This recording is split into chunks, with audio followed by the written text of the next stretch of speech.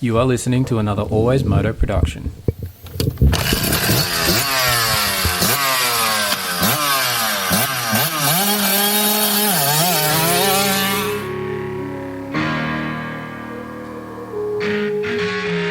The AlwaysMoto podcast with your host, David Hogan.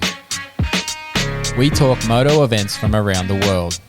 All the injuries, all the training ins and outs, the bikes, parts and gear inspections. The results, we interview your favourite riders. It's the AlwaysMoto podcast. We occasionally have some coarse language and the odd stuff up along the way. If you don't like it or you don't agree with us, turn it off right now. I'd like to remind you that he is not a doctor.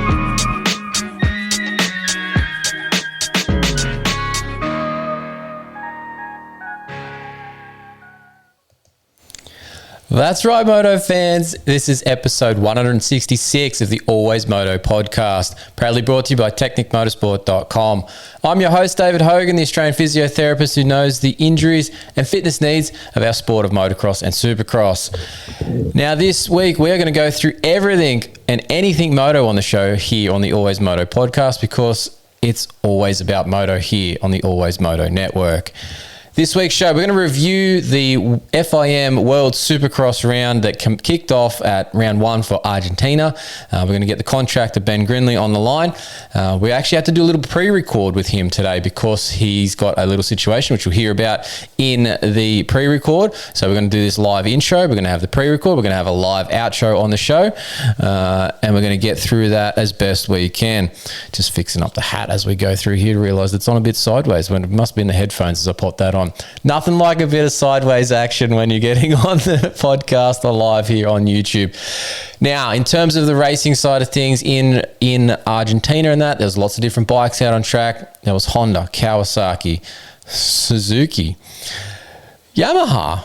All of them have something in common. They use KYB or Showa suspension components, and they should service them with genuine parts. Now, KYB and Showa, they have an Australian distributor, and that's TechnicMotorsport.com. They are in Sydney. So why would you use non-genuine seals, bushes, wipers, other consumables when genuine parts are available, perform better, and are generally only a day away with shipping? TechnicMotorsport.com is the place to go to for all those genuine KYB and Showa parts. From seals to fork tubes to internal individual components, they have everything. A-kit suspension, they have it as well. So Technic has it. Get on their website, use the Find My Bike tool to find all the compatible parts. New products are always being added. And if you're not in Australia, that's okay. They have a currency converter. They ship with DHL daily, and they have a shipping calculator built into their site so you can know exactly what you're going to pay when you hit that checkout. Head over to TechnicMotorsport.com.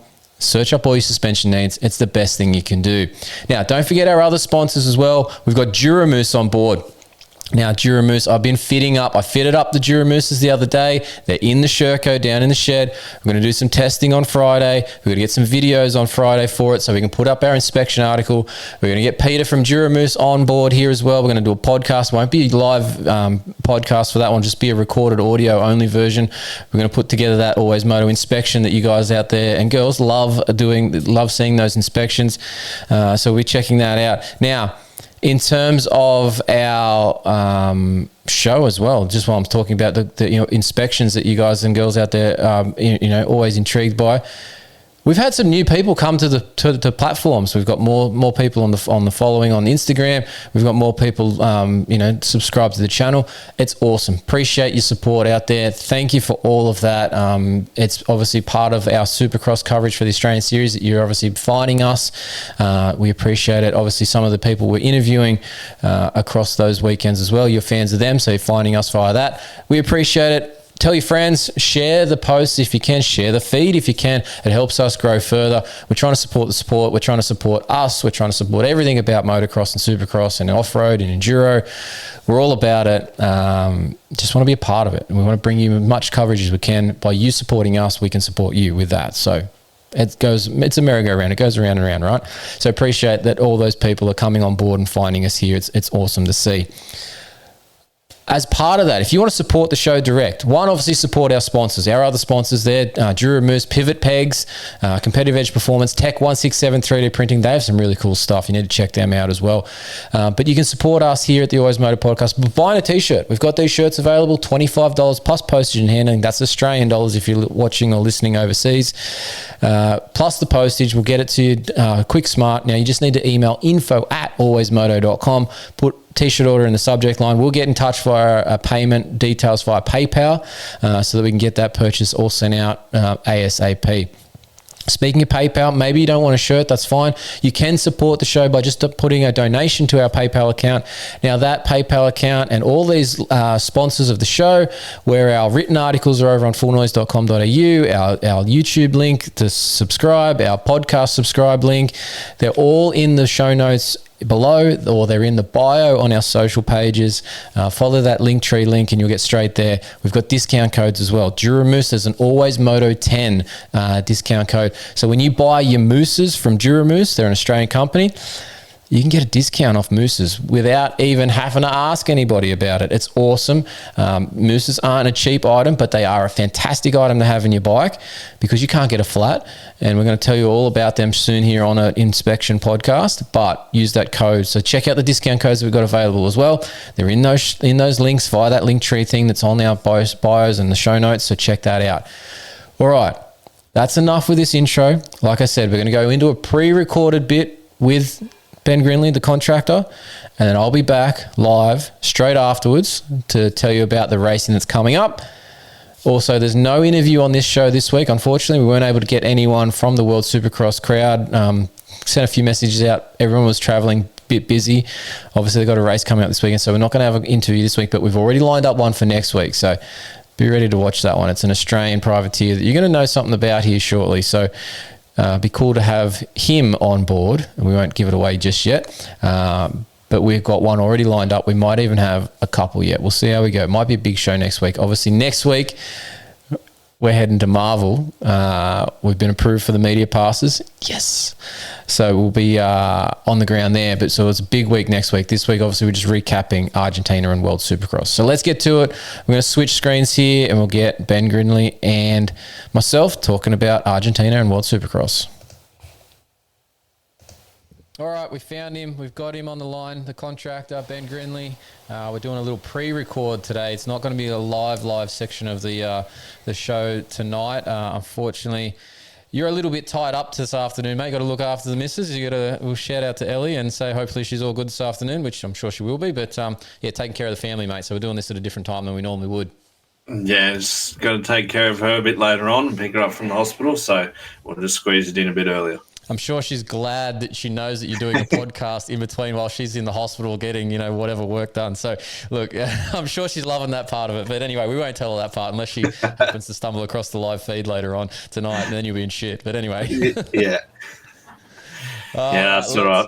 Let's get into some WSX talk. It was the opening round of World Supercross on the weekend at Argentina. First one for the 2025 season.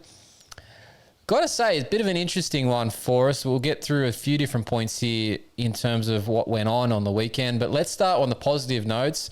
Ken Roxon is back. Whatever Kenny was dealing with there through the end of Supercross into the little bit of the motocross when he came back. Even Super Motocross, he was still just a tick off there.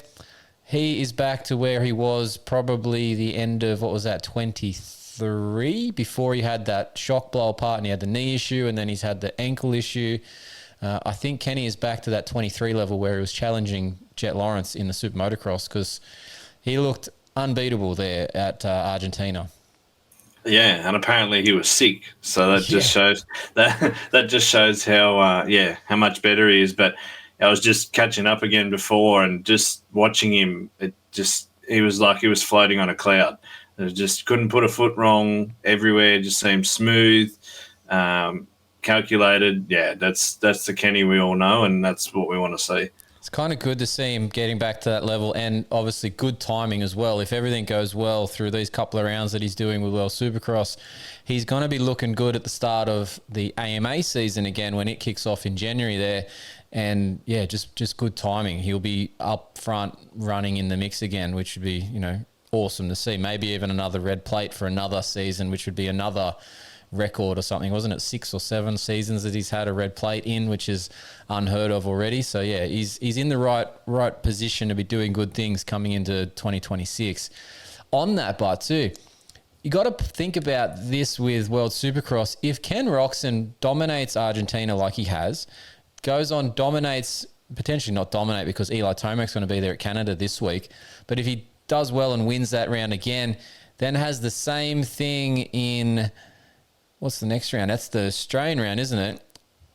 Where does he go from there? The World Supercross guys would have to throw a whole heap of money at him just to keep him there for the rest of it, surely. Or maybe that's already preset and they won't.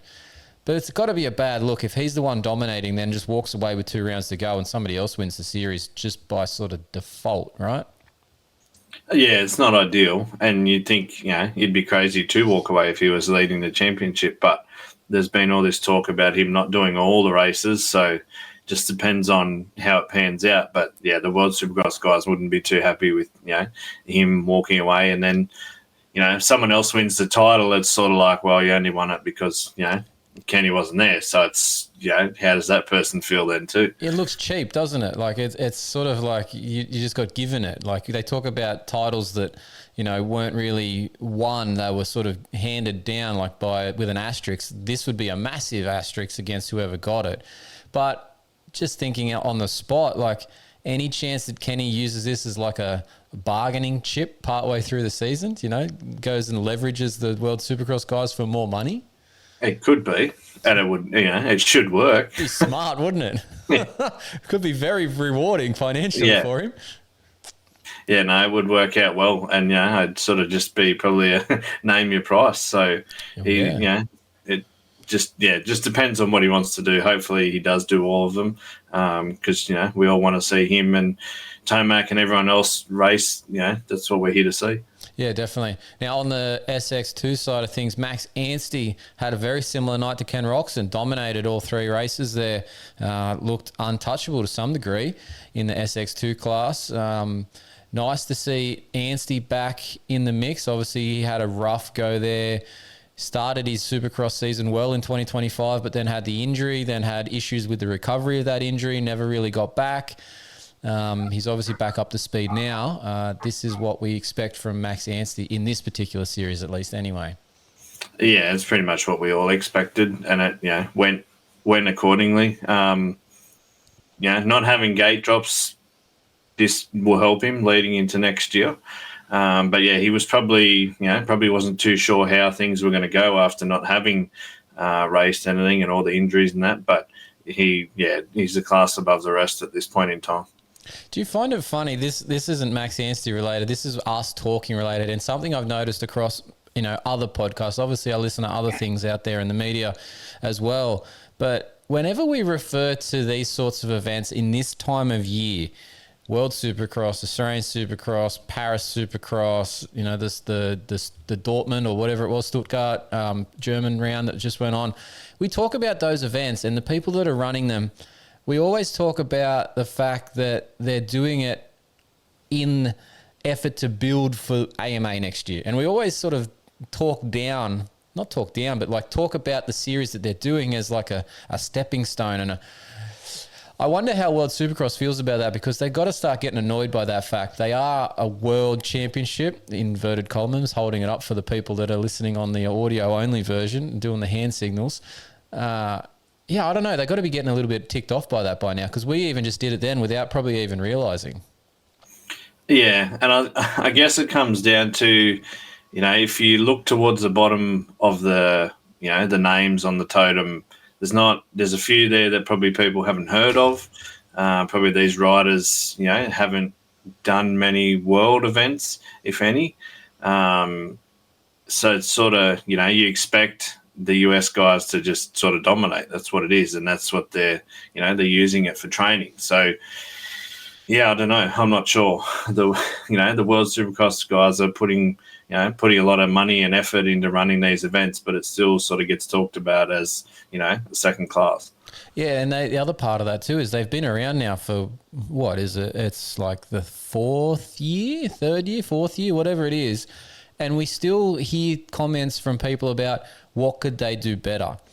Like, they've been around for a while now. The event is the event. Yeah, they're still, and that's the other part that makes this seem like a stepping stone, is because they still do keep adjusting things like calendars, schedules, race formats, the team formats, and how their contracts work with them. Nothing seems to be a fixed item. So I feel like we end up just naturally looking at it as a developing project, and we just see it as something that's not quite finished yet. So we can't talk about it as a permanent fixture, if that makes sense. Yeah, well, they're still, they already changed one round. Like, I don't think they've held a full calendar to its what has been released in the first place yet. So every year they've had a stadium, and then they haven't gone there because of something's come up. I think maybe when that stops happening and the calendar stays as what's been put out at first, and there's a few more names that they probably would like to get as well to add to the competition, then it might start getting looked at as, sort of a bit more professional, not professional, but, a bit more higher permanent towards that class. Yeah. Yeah, permanent. Yeah. Yeah. So, yeah, look, all right, just something I brought up as we were going along. It just popped up in what I was thinking about and how other people are presenting it. Because, we just did the same sort of thing. And, we need to look at it differently. But until they present better, it won't probably change the narrative anywhere enough just yet. Let's get back to those racing results and stuff. But obviously the big story coming into SX1 for this opening round was the addition for the wild card with Hayden Deegan on the 450, making that debut on the 450 in Supercross. I got to say, Benny, I was a little underwhelmed with his results and his riding at this race. And rightfully so. A few people on the social pages out there have given a bit of flack to him, saying things like that, Jet won on his 450 debut at Anaheim 1 and Deegan could only manage, third in World Supercross in what would be considered a much depleted field versus the Anaheim 1 field. Like I said, I'm a bit underwhelmed with what Deegan did. Not maybe in a bad thing, but are the expectations that he's going to be Jet or be better than Jet maybe a little high for him at this point in his career? I think they are high, but I think also too, he's not anywhere near Jet in Supercross talent. I don't think yet. He still makes plenty of mistakes on the 250. So then even on the 450, there was a few mistakes that you could see creeping in. But yeah, I think there's too many people that are, it brings out that Jet Hayden rivalry that the fans have created. It's just either Jet's better or Hayden's better, but I think it's just been put too high for him at the moment. Yeah, and look, obviously, let's put a little asterisk on this result because he did miss a gate pick that then affected his gate pick for the entire three of main events of the evening. So that didn't help his situation, but he also didn't, until that last main event, didn't really move forward at all. And he was battling with guys that, you would think he would blow their doors off. Like at one point he was stuck behind a Stark of, what was that guy's name? And I can't even recall it, sorry. But it wasn't the known rider on the Stark, he was battling with him, stuck behind him for 2 laps there. And I think the second main, maybe the first main, might have been the second one. And then Justin Cooper was riding there as well, just in front of him at one point. And you would think that he would just move past Justin Cooper. But yeah, it just wasn't what I thought from Deegan. And this maybe flips back to why Kenny was so good, but that track reportedly was very slippery. Yeah, and you got to, I would have thought that he, that last main event, I would have thought he would have got past Justin Cooper and gone after Kenny within the first few laps, and he just just fell back, and that J Coop jumps through the whoops. and still, Hayden was hitting them and still didn't catch him. So, yeah, I think there's a long way to go yet before he's, winning, A1 quality. Yeah. Now on the slipperiness of the track, one, there wasn't that many accidents, which was surprising given that they were saying there's a lot of throttle control required. But how about the starts? I don't know if you noticed it, but how many bikes were completely sideways off those grates in Argentina? Like, that's not something you see anywhere else really, but these bikes were going completely sideways. So something was amiss with the grates in Argentina. Yeah, I think the first main there, I think Hayden had it, sideways off when the gate dropped. He just all throttle and it was just sideways straight away. So that's not ideal for, getting to the first corner, in a good position.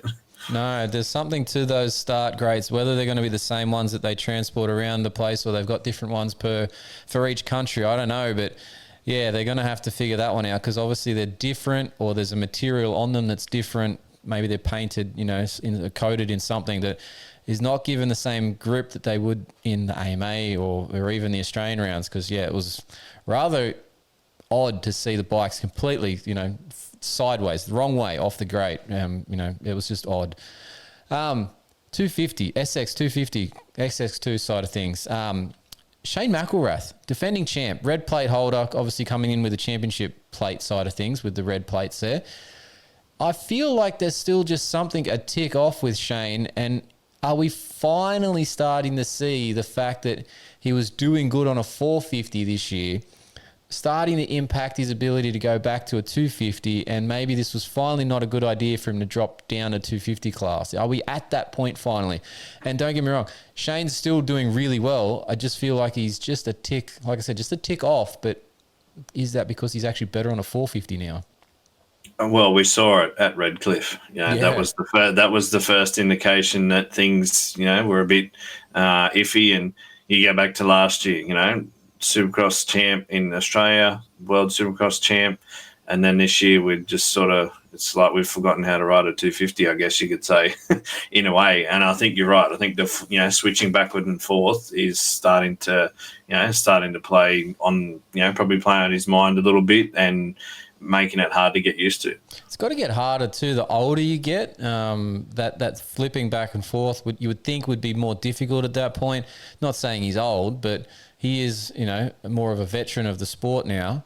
But yeah, he finally started to work something out with the 450s this year, which was awesome to see because he's had some really inconsistent years now that he's been forced into the 450 category with his eligibility in AMA side of things. So yeah, it's been interesting to say, but he can still turn this around. But the other side of this is that I was wondering about this earlier today, thinking about obviously Max Ansie's performance. Max is doing really well for the fact that he's on the Star bike. So obviously has a very good team, resources, whole setup in terms of engine package, suspension package, etc. nowadays. Whereas when they were battling previously, Max was on the quad lock bike, which is what Shane is now on.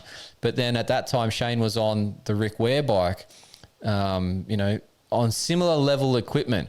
Whereas now there's not a massive gap, but a gap in terms of what the equipment that Max is on versus what Shane's on. And is that also impacting this tick off that we're saying as well? Probably, right? Yeah, it most likely. But, again, the track would have came into it as well and the starts.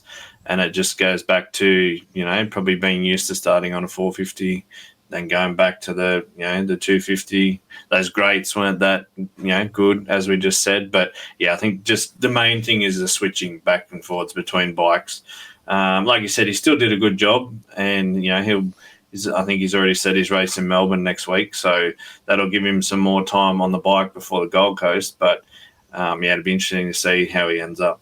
Yeah, I'm hoping to catch up with him down there in Melbourne and ask him exactly that. Like, is the switching, finally caught up with him and he just can't switch back as well as he used to now that he's actually doing a lot better on that 450. We'll hopefully put that to him and see if he thinks similarly to us at this stage or if he's just got some other, reason for what's going on. So we'll see what happens when we see him down there.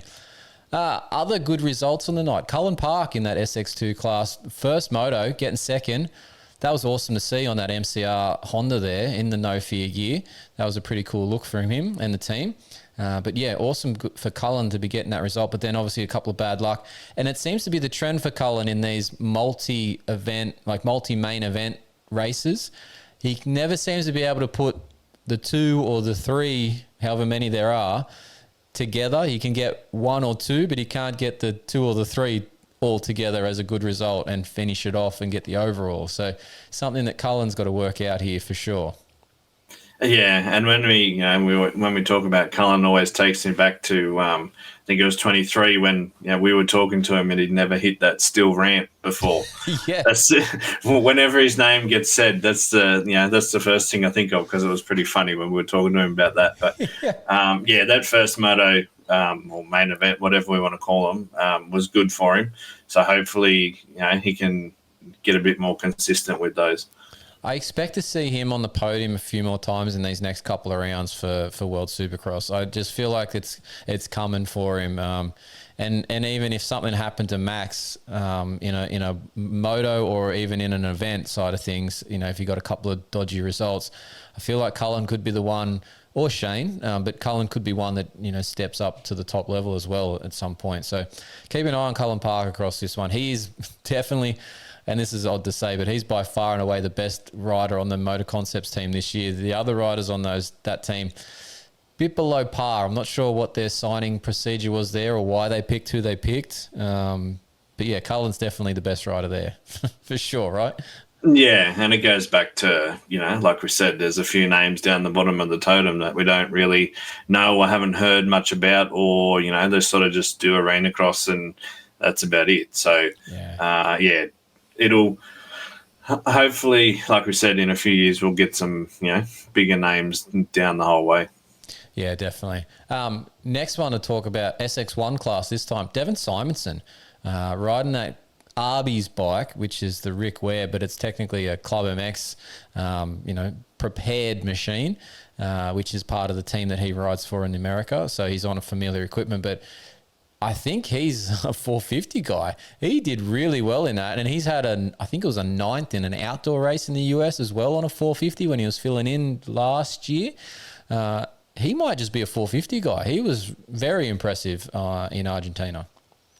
Yeah, and being familiar with the bike probably helps as well. But some guys are just more suited to the bigger bike than the smaller bike. But would have done a hell of a lot of training on that bike, so that helps as well. Had plenty of time, and it's pretty much his team bike. But I'd expect similar results. Yeah, no, definitely would. It was good to see, and I think we're going to see him sort of in that 5th position range, depending on obviously how many wild cards and stuff are there, but he's going to be around that 5th to 7th like he got overall, maybe even higher if things go a bit haywire on a couple of nights for some people. But yeah, good to see Devon Simonson up there and in the mix. The other thing I wanted to chat about, what did you think of the Stark debut at Supercross? Because one, I think there was a lot of mentions, and I'm pretty certain that that was a paid advertisement and special mentions being done because of that, because they had the Stark logo on. I'm pretty sure it was on a couple of the graphics that were up on the screen at different times as well. So obviously there's a little bit of a sponsorship arrangement there. But two, the riders that they had on the team, Hicks did really well, obviously in that one-lap Super Pole as well. He did a good job. But some of the other riders, and Freeze unfortunately didn't really get far at all, but curious riders on the other side of things there. But yeah, interesting night for them. A few complaints about nobody hearing them coming as such, but yeah, I think they did okay, but there's definitely a whoop issue, and I was watching them with the weight and the speed and the ability to, or the lack of the ability for them to shift up a gear as they come in because they're automatic. To let that bike lug is a potential problem for them in terms of overall lap speed. Yeah, we sort of talked about it, I think, a few weeks ago, how they would go. The whoops are definitely a problem. Like I said, just catching up again before, every time they panned to someone in the whoops, it was not going great at all. But just, I was talking about it with a mate, actually, and, we sort of said if you had someone like Kenny or someone on it going around the track, would it be different? A bit more higher caliber of rider compared to, sort of what we had. So it's sort of hard to tell. I don't think it was too bad, but it's a bit hard to sort of tell maybe where or what performance they could do without, a better probably rider on there. Yeah, you make an interesting point because, like, if Kenny was on there, the rest of the track would probably look similar. Yeah, obviously it'd still be faster because it's Ken Roxon.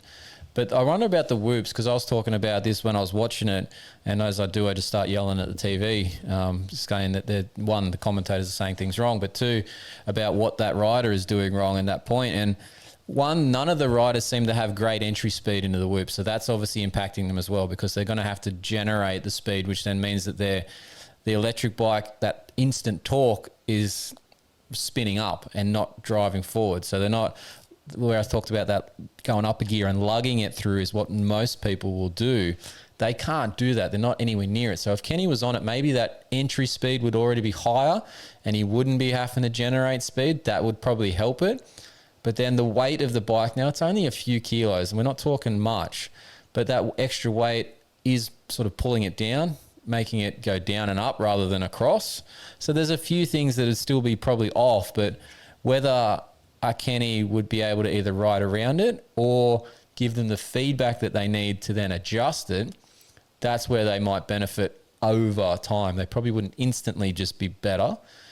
But yeah, it is something that, if they do get a few more people of that top level on it, it won't be long. Those guys at Stark are super smart. They are working this stuff out and they are committed to doing, whatever it takes to be the best. I wouldn't be surprised that by the time next season rolls around, the thing will be very, very different. Yeah. Well, the problem is too that if the caliber of rider they have on it now, you could, we know that they're locked to a certain power at the moment. I think you could unlock that and those riders still probably couldn't keep up or make much of a difference. It might make them more comfortable on the track, but I still don't think it's going to make much difference as to their finishing results. The only thing it would do is give them a much better starting position, which might inflate their result 1 or 2 positions because they're not so far back. But yeah, you're right. I don't think it's going to change much massively. Maybe 1 or 2 places just from a start position. But yeah, be interesting to see what they do over the course of this series, if they can do much at all while it's all those flyaway rounds, because they're not going to obviously take the bikes back to base there in Spain and be able to do massive changes. So we'll see what that goes. But like I said, by the time the season rolls around for 26, I expect things to be a hell of a lot different and a hell of a lot more impressive from that Stark side of things, because that's just the people that they have involved. So yeah, we'll keep an eye on that one. Let's talk about the event itself, right? We've talked some results and some of the things that have gone on, but the event itself was a pop-up Supercross. Now, what does a pop-up Supercross mean? They basically brought in everything and built it on a paddock, and they're going to take everything away at the end of it. And so it'll be like there was nothing there on Monday 1 week, and 2 weeks later there'll be nothing there Monday 2 weeks from that point. But in the middle, there was dirt, stadium, people. They all came and they all went. That's a pop-up. Now, it ended up with only about a 10,000 seat stadium, and they had some makeshift facilities from, I believe they were at a race circuit or next to a race circuit, a car circuit, that they were utilizing some stuff for. But it wasn't bad. Not great, but it wasn't bad. It's somewhere in the middle for me about how that event went. But I feel that the 10,000 seat venue, Benny, wasn't enough, especially in that Argentinian South American area. I feel they could have definitely doubled that at least and still sold the tickets. 10,000 isn't enough at an event like this. Even in Australia, it's not enough. Talk about KO, it's the same thing. I don't think it's big enough for a venue for seating-wise for this sort of event. Yeah, I'm pretty sure they said that they'd sold out too, if I think I saw that on their page. But like you said, I'm sure that if they'd made it bigger or they actually had it in a stadium, they probably still would have filled that. I'd say there would have been a lot of people who missed out, and I reckon that they would have been able to probably fill something a bit bigger than that. So it's a bit unfortunate for the Argentina fans from there, but it's, what do they think they weren't going to fill the stadium? Is that why they went small? Maybe. Like, what were their thoughts? I'm pretty sure, they would have had a gauge of some kind, but yeah, it definitely needs to be bigger than what they had. Yeah, I've written down in the notes here. I think these sorts of venues, both for like Australian Supercross level, your Paris level, maybe a bit higher for Paris, but those World Supercross events, they need to be a minimum 20,000 seats. Somewhere 20,000 to 25 would be the sweet spot, I reckon. You would basically be close to selling out all the time. Sometimes you would be turning some people away, which would be disappointing. But obviously that's where then you need to have a great TV package to fill that void for those people, and then encourage them to try and get tickets for the next one. But they also fell down in that area.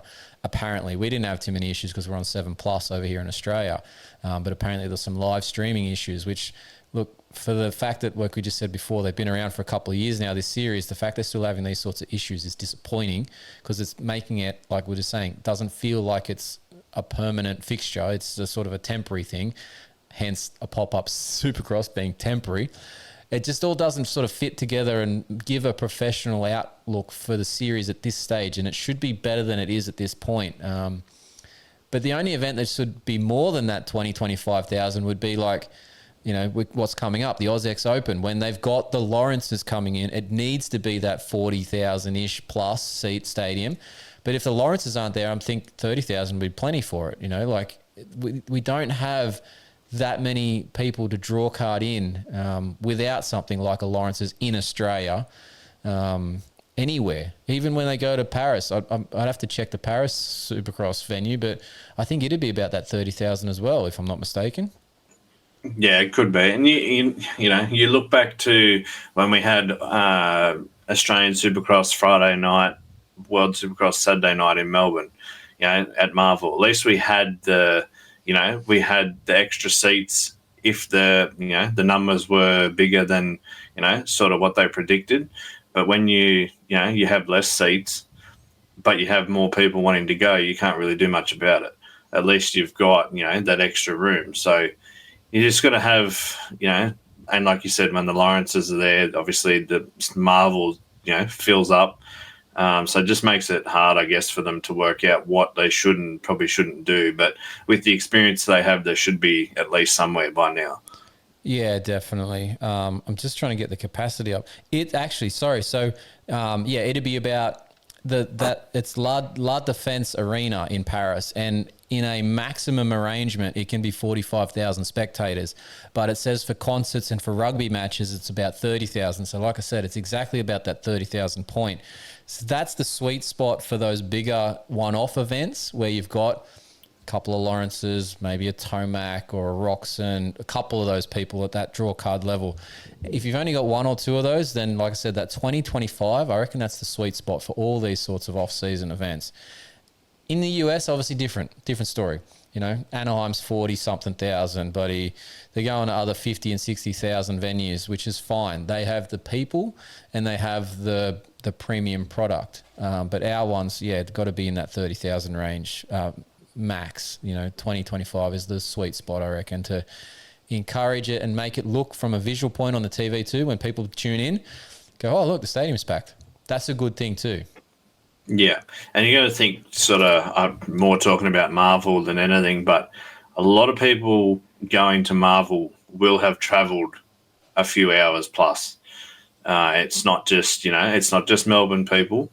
It's, a lot of people driving hours to get there as well. So obviously that draw card needs to be somewhat big for those numbers to be decent, but a lot of, I think I haven't been over there, but you always hear of Europe, everything being close together. So, at least for us, there's a lot of hours driving just to get to Melbourne. Yeah, I know for sure. Last year when I got on the plane to go down to Melbourne, I'd say 3/4 of the plane ride was going to Marvel Stadium because they were all wearing Supercross related, attire, branded Yamaha or Fox shirts and Alpine Stars gear and whatnot. So I know for sure that they were all traveling. So that's why they'll go on there, was because of the draw card of the Lawrences. So some of them would still go without that, but not as many. So that's why it's got to be that way. So yeah, the The venue size itself, I think, needed to be more, just to give back to that South American group. That would have been cool.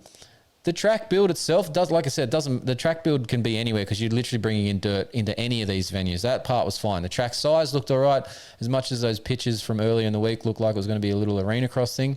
I think the track was just fine. It worked. It rode well. It was slick. It was fine.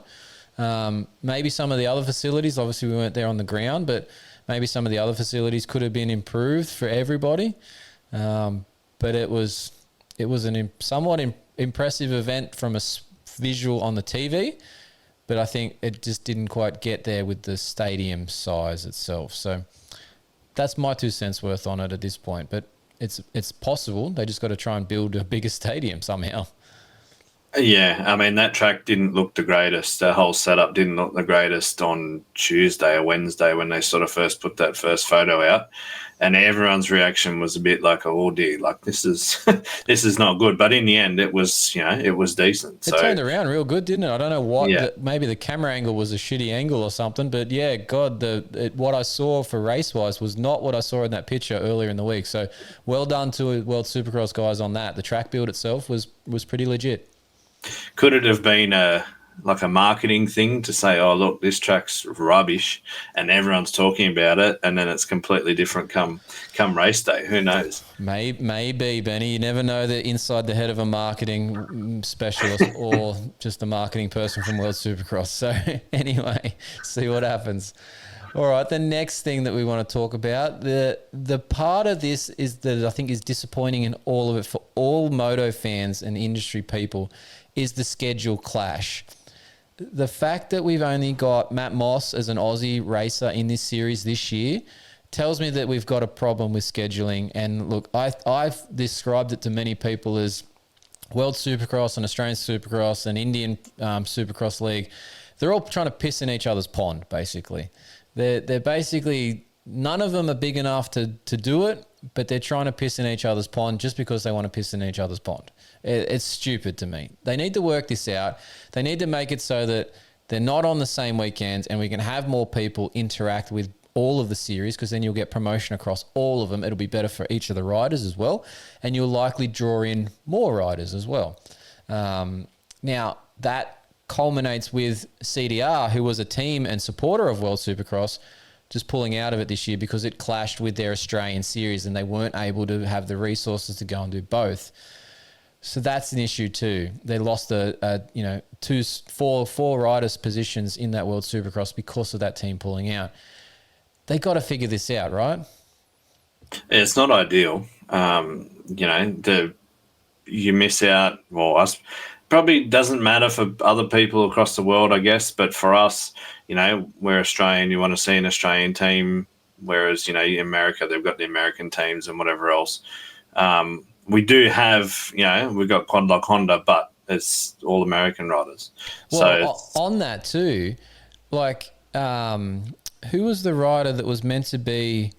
There was somebody was there and got injured and was meant to be. Now it's Anthony Bourdon has filled that spot in SX2. Who was it? I'm drawing a blank on the name. And you're not going to help me by the looks of it either. With the look on your face. I'm trying to think. Yeah, no. Who was it? Anyway, it's going to kill me. It'll pop to me later on. I'll have to look it up. Maybe I can say it in the show later on. But Anthony Bourdon has filled that position. I thought someone like maybe Wilson Todd, who had a rough opening couple of rounds in the Australian series, might go and start afresh for the World Supercross guys with Quad Lock Honda because it's still his team. But no, obviously they want him, or he wants to be doing Marvel and Adelaide and doesn't cross over. So they've then gone and got Anthony Bourdon on an Australian team. I don't like that. I've got nothing against Anthony Bourdon, but I want someone like Wilson Todd filling that gap. Yeah, and you want to see the Aussies. Brodie Conley. Yeah, that's it. Yeah. You want to see how the Australian guys go against, the world's best. We got, Kenny and Tomac this weekend, Webb, wild cards, and we don't have it now. We've just got, we miss out because of these scheduling conflicts, and it comes to then the scheduling conflicts in Australia. Like the last round of Australian Supercross and World Supercross are together. Like this is why we miss out, and it makes it hard. Fans have got to choose, which do I go to? It's the same thing. Yeah, there should be no choice. There should just be, there is one event on this weekend that I can get to in my country and I can go to that one. And then if the next weekend should be, there's no event in my country, so I'm tuning in on the whatever streaming service to watch the other international event. That should be how it goes. But they've got to get together and squash whatever beef they've got. And like I said, stop pissing in each other's pond and just let the ponds be and work out a schedule that lets them do both things. So I dare say the Indian Supercross League is going to be the one that doesn't care, but the World and the Aussie one needs to be on an alternate schedule, so that they can get to both. That would be ideal. Right. What else? My last point on World Supercross. I was stoked when Ralph and Jeff were replaced on the AMA coverage, because I was done with their commentary at that point. Why have we rolled them out to World Supercross 1? 2, why are they still being rolled out to World Supercross? Ralph numerous times referred to the event that was in Argentina as the Brazilian Grand Prix. What are we doing? Yeah, I don't know. I think they tried to go for the nostalgic feel of them being in it. It's over, guys. Let it go. It was the first year was like, they're back. It's cool somewhat, but they know from then it didn't work. No. You've got Daniel Blair there. Get him on the TV. Even on Daniel, that old saying: if you surround yourself with turkeys. Yep. Unfortunately for Daniel, he worked at the level of the people he was working with, because there was some issues on that coverage that Daniel, you could see, he's like looking sideways at some points. And there was one point there they cut back to him at the desk, and there was some random dude with a headset standing there on the desk, and he had to run out a shot because they didn't realize they were coming back to it. The production level wasn't there for me. And look, it starts with Ralph and Jeff. Jeff, I'm not too bad with. He says some dumb stuff. He can't get to his points in the time that he's got in the race. You notice he keeps having to say, I'm just going to finish my thought. And he sort of goes back because he never got to it. But that could partly be because Ralph cut him off to say something about a Brazilian race that wasn't actually happening. It was in Argentina. That could have been part of it. But let's get some fresh, input on this. Give Daniel Blair the reins, but give Daniel someone fresh to work with that's at his level or could be at his level. Let's get rid of the nostalgia aspect. It was the early 2000s when those guys were going strong. Let's move on. Let's go somewhere else, Yeah. Find someone fresh and let them go and start their own thing. Yeah, have their own associated crew, MXGP's got Paul Malin, keep him in MXGP. AMA Supercross has got Buddy, Ricky, James, and Weege. Great, keep that crew there. Don't cross them over. Have their own individual crew, so you've got a certain the word of the the era, the vibe, the feel of the thing. They need to create their own. Yeah, and like I said, get rid of the nostalgia. It's over. Too much cutting, like they cut in on top of each other. They talk over each other, more Ralph than Jeff, but it's just not, it's not great. No, it needs an improvement. So look, whether that sticks around, I'm hoping the fact they brought Daniel in is maybe to try and push some of that out of Ralph off a little bit of it. I don't know. Maybe there was an existing contract in place. Who knows? But yeah, let's see if Daniel can sort of become the main guy, or even if they just revamp the whole thing. But yeah, even that pre-show with Daniel and Kristen Beat that they were sitting in the Club MX building there doing it. They could have come up with some other graphics and backdrops and stuff to work with that. It was a bit white for my liking. Yeah, I didn't watch it, so I'll have to take your word for it. Yeah, look, it was an interesting one. Like, and also the fact that Kristen Beat had her usual tablet on her hand in that production, and they were just sitting on chairs talking about the series.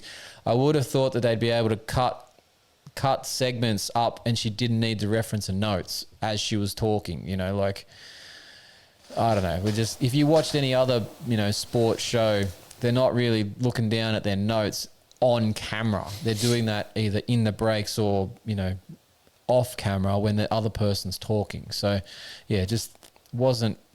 We're not polished yet, if that makes sense. Yeah, but it's like again, it goes back to the how they present.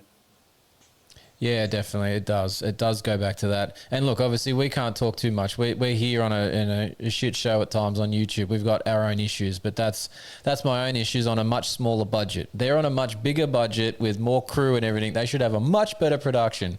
So, look, we can all sling a bit of mud at times. I'll get my share thrown at me at some point. But yeah, look, I just feel that should be a bigger, better production. So anyway, we'll move on from that. But that's pretty much the World Supercross wrap from Argentina. They're going racing again this weekend in Canada, so short turnaround. Then they've got a week off, and then they will be in the Gold Coast. So the series is going to go through pretty quick here. They've only got that one weekend off in the middle. The rest of it is 5 rounds in 6 weeks. So it's going to be bang, bang, bang, Benny. Yeah, and by the time we get to the Gold Coast, it'll probably show for a few people, but it'll be interesting to see how the championship has shaped up from these last two before we get there. Part of me, I don't think it's mathematically possible, but part of me wants Kenny to be like completely out front to a point of a gap in the championship that it requires like whoever's the last man standing from the next man up in terms of doing the whole series has to like win out to get him, because that would just make my day. And then they'd have to definitely throw money at him or make it look like a big asterisk. Yeah, it would be good though to see the championship clinched at the Gold Coast. That'd be funny 2 rounds early. That would be funny too. So yeah, we'll just have to wait and see. It could be possible. Mathematically, I don't think it's possible, but I'm just spitballing ideas here because it just, again, going back to that professionalism and that permanency of the series, they've got to work out this wild card thing. And if they're going to do wild cards, that's great, but it can only be 1 round in a series or something, so that it is a true wild card, not.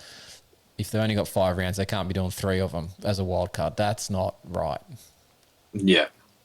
But we'll see. There's plenty of wild cards coming in. It'll switch it up, make a bit of a difference. So it'll be interesting to see, especially with Tomac's debut on the KTM. That'll be interesting to see. So that's going to be really weird to watch and really weird to hear the bike in Gold Coast and see that clutch, and if I can get anywhere near it, I want to pull that clutch, because that's just, as a KTM guy, like I had a KTM from 2000 to what I only got off them when I had my crash in 2022. I sold my last one. I haven't had one since then. So 22 years I was a KTM guy. They all had hydraulic clutches. There was not ever a talk of a cable clutch. That's just weird for me. Yeah, well, if you pull it and get, just make sure you do it at the end of the night, so that if they try to drag you out of there, it's already over. Well, if at that point, I bet you Carlos will remember who I am from Washougal after that too. I don't know if you remember that story, but I was taking photos of their bikes in the pits, and he came over and tapped me on the shoulder and asked me who I was. So he'll probably remember my face at that point. He'll be like, "I know you. You're that guy that I tried to kick out of front before." Yeah. Yeah, I do remember that story. That's funny. We'll see if Carlos is there. I'm just going to give him a little wink and see if he remembers. But anyway, all good. All right. So anything else, Benny, or we wrap up the World Supercross talk for now? No, we'll wrap it up. And, Melbourne next week. But we'll talk about that next week. Yeah, that'll be next week's show. So let's just wrap the WSX and we'll talk about more stuff here in a bit. We'll take a quick break and we'll pop back into the live show. This is the end of our pre-record. Thanks for joining us, Benny. We'll see you on next week's show. Thank you, Dave. All right, we are back with the live show. That was a pretty good little piece there with the contractor. Obviously, the part at the end got a bit funny and a bit sideways, as these things usually do. But let's talk about the racing that's coming up this weekend. Obviously, the World Supercross is back in action for their second round. It's going to be in Vancouver, Canada. To be able to watch this, you're going to have to be checking out via the World Supercross Championship.com website. If you go World Supercross, all written out, championship.com/watch, you've got their streaming service. Now, yes, that streaming service did have issues over the opening round. Hopefully they've got that sorted out. That is for the internationals. If you are an Australian watching, listening this, we have probably an okay version of doing this. It's 7+. So the 7+ app here in Australia, our Channel 7, normal one, they've got 7+ app. You can stream straight from that. The only downfall with that is you can't really fast forward or anything like that. If you're watching it back later, you've got to watch all the ads that Channel 7 wants to throw in there, which is a pain in the behind. But outside of that, the coverage went off without a hitch. I was able to watch it. Watch it again later on. So, yeah, it worked pretty well. So, 7+ did a good job for the World Supercross if you're an Australian. Otherwise, like I said, head to the World Supercross Championship.com/watch to find out how you can do it for your region of the world that you are living in, wherever that might be. All right. All these bikes in the World Supercross, they have foot pegs. Now, maybe you need some new foot pegs on your bike. I would suggest pivot pegs. I've got pivot pegs on my Sherco that's down in the shed. I've had pivot pegs on my bike since 2007. Yes, 2007. I am that old. Getting up there in age. But these pivot pegs, they pivot. They have a pivoting action. They are super wide as well. So they get a nice sturdy foot position for you to hold on your bike. They let you move around on the bike a lot easier. They reduce the boot sole wear that you can do when you chew into those boots. Well, pivot pegs will not do that. I can trust me when I say they do not do that. I can chew my way through a pair of boots in a ride or two. I can now run a full season even further with my boot soles without having any issues, whereas before it looked like my dog ate the bottom out of my boot when I had normal pegs. So pivot pegs are massively important in my program. They should be on your bikes. They can be on your adventure bikes too. They've got heaps of options on pivot pegs with the Z.com. So go and check it out, pivot pegs with the Z.com. All right. Upcoming events. Obviously this weekend, Canada, World Supercross, round 2. This week as well is Paris Supercross on November 15 and 16. So 2-day format there. Not sure exactly how to watch that one. You'll have to try and find parissupercross.com and see what it is there. I haven't checked into that actually too far this week, but that'll be on the to-do list further on Friday and Saturday because there'll be a day delay for us here in the Southern Hemisphere. But that's this weekend as well. So it'll be interesting to watch the Lawrences, Cooper Webb, and all the French guys. That'll be cool.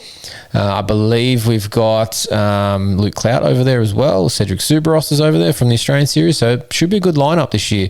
Be interesting to see how it all plays out there in Paris.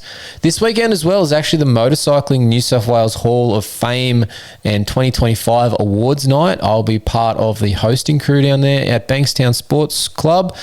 So looking forward to getting that done. Be an interesting event. The first time I've been attending, but I'll be a part of that production as well. So that'll be cool. Then the following week, the big one. It's the WSX Open. It's round 4 of the Australian Supercross Championship from Melbourne at Marvel Stadium on November 21st. Can't wait for that one. The Lawrence is going to be there. It'll be another massive event there. They had 40-something plus thousand last year. I expect very similar this year. Can't wait to get down there and check it out once again. Then the following week after that, it'll be the last weekend in November, World Supercross Round 3. It will be on the 29th of November in the Gold Coast on the same night. And as we talked about earlier in the show, can't believe it's happening. But the Adelaide round 5 of the Australian Supercross Championship is on the same night. So unfortunately we can't be in two places at one. We'll be in the World Supercross, but hopefully you'll be able to rewatch one of them if you're not watching one live, or if you've got two screens, put both on and watch lots of Supercross all at once.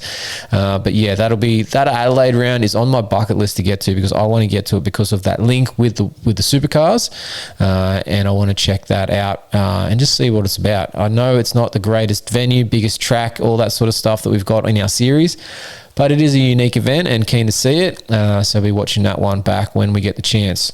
But plenty of racing here for the next 3 weeks at the end of November. This is going to be a massive couple of weeks here to get to the end of the Australian Supercross Championship, but also then with the Worlds and Paris and all that sort of stuff. Busy time. So plenty to watch here in the next couple of weeks. All right, that's it. Great show. Thanks for watching, guys and girls, and for listening. And if you're not watching, get on the YouTube. We've got it going live on YouTube on a Wednesday night, about 7:30 kickoff. It's sort of flexible on the time there, a little bit early, a little bit late, depending on how disorganized or organized we are at that point in time in the week. But Wednesday nights, we're doing a live version of this show, so check that out. If you're watching and you want to listen back to this in the car when you're driving, maybe you missed part of it, check out the podcast on your favorite podcast player. Spotify is usually pretty good, but Apple, if you're as well, it's on Apple Music, it's on iHeartRadio. If it's not on a platform that you want it to be on, let me know and I'll get it on there. It's easy to do. So we've got those options. Leave a rating, subscribe to the channels, follow the channels, like it, star it, whatever it is that you can do on your app. Do all that stuff for us, please. Leave a comment below. Awesome to have you participate in our shows. And again, thanks to the new listeners, watchers, and followers that we've got in over the last few weeks with our Australian Supercross coverage. We love it. We'll hopefully bring you more. Keep sharing it around for us. It's awesome. All right, don't forget our written articles. We've got written articles. We've done our YZ450 review that's still up on the site, fullnoise.com.au. Head over there. We do articles, inspections, and our emergency department during the American series. So there's plenty to go on there over on fullnoise.com.au. But that's it for another show. Thanks to TechnicMotorsport.com, Duramoose, PivotPegs.com, Competitive Edge Performance, and Tech167 3D Printing for the show support. Thanks for the wife and kids for letting me get this done, and the support at the races each week. They're holding the cameras. They're, spotting people we need to go and talk to. Appreciate their support of this, rinky-dink show that we've got going on here. Thanks to the contractor again for joining us. Hope Ellie's okay. Only a minor procedure there, but she'll be up and about. If not, give us a call, physio on the line. We'll sort it out. But that's it. We'll see you at the track somewhere.